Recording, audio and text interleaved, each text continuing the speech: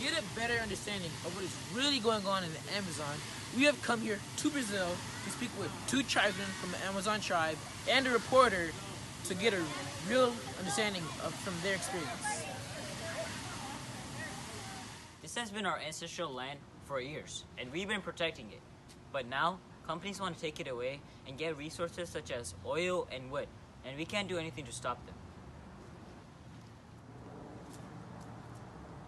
We keep on asking the government to help us, but with Bolsonaro as president of Brazil, they refuse. With global climate change occurring, if this keeps up, our land will have nothing. As a reporter, I see this more and more every day. Trees are continuously getting cut down, and companies keep taking away land for their own personal benefit. If this were to continue, our greed will lead to our own destruction.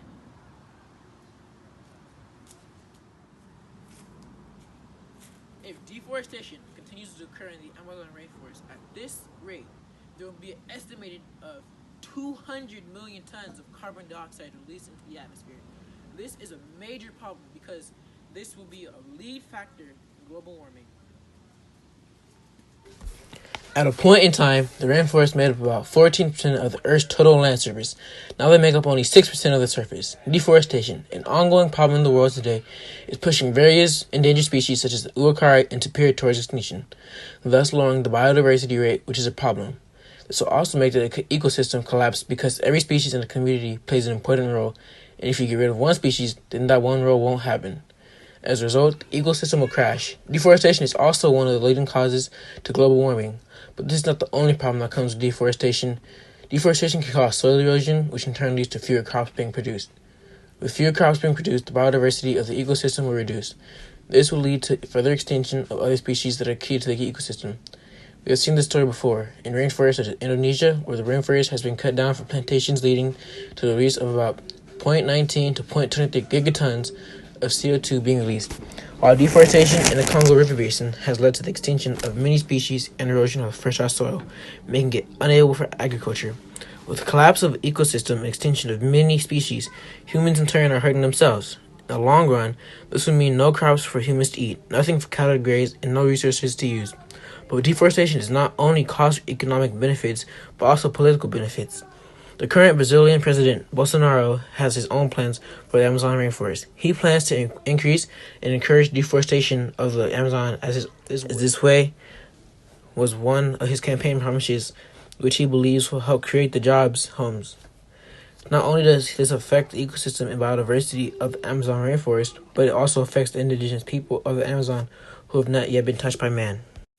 So, why, even after knowing the consequences of deforestation, do we continue to slash and burn forests down?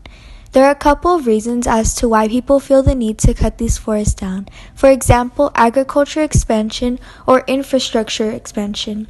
When people need space in order to maintain a lifestyle, they would cut or burn forests down to grow more crops or build buildings, houses, etc. Another reason why people would need to burn down or cut down these forests would be livestock ranching, when people need space to raise their livestock in order to produce products.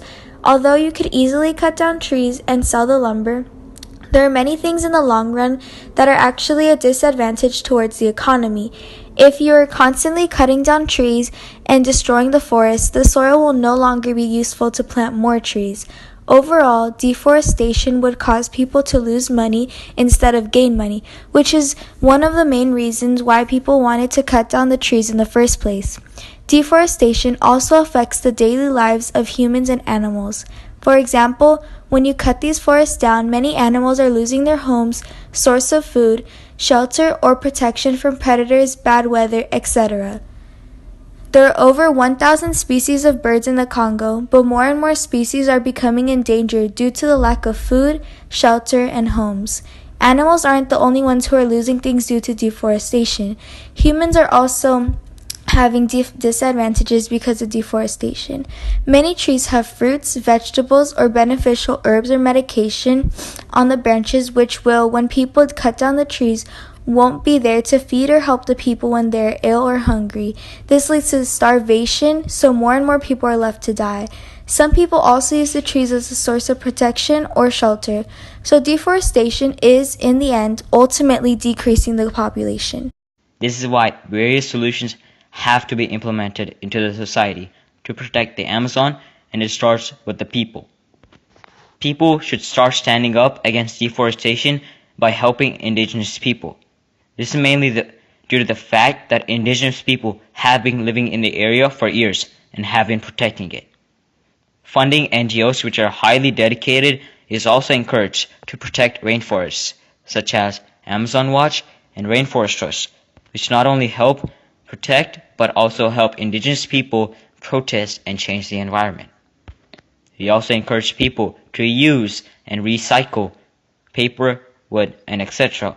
This will help slow down the process of deforestation, as it is proven to help reduce the rate of cutting down trees.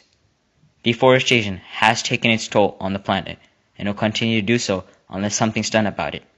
There are several links in the description below to help fund NGOs that work towards solving this problem. Thank you.